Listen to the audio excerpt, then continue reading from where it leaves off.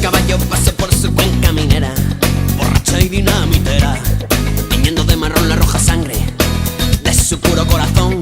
Y hoy te dedico este canto, casi entre dolor y llanto, a la gente que cayó. Mis 24 primaveras, mucho viaje por el mundo, y si el compararlo es justo, diré que no hay comparación, pues no hay mejor sensación que respirar bien profundo cuando pases el Negrón. Contemplar su verde estado, resguardarme en sus tejados de su orvallo agotador, y hacer caso a Don Pelayo, luchando con punto honor.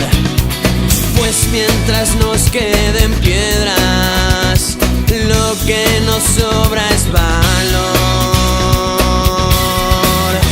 Porque Asturias es mi patria y sincera es su bandera. Covadonga, la santina más bonita de la tierra.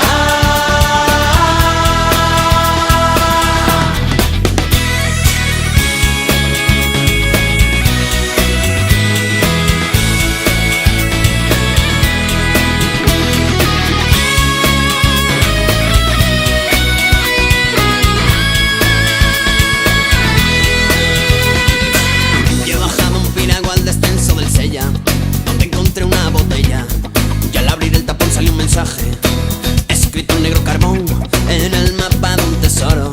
Justo encima había un mar, justo abajo había un león. Y no es por tirarnos flores, señoritas ni señores, pero todo buen asturiano no sabe de rendición, pues tenemos los cojones de un tamaño que va acorde al de nuestro corazón. Contemplar su verde estado, resguardarme en sus tejados de su orvallo agotador, y hacer caso a Don Pelayo, luchando con punto honor. Pues mientras nos queden piedras, lo que nos sobra es valor.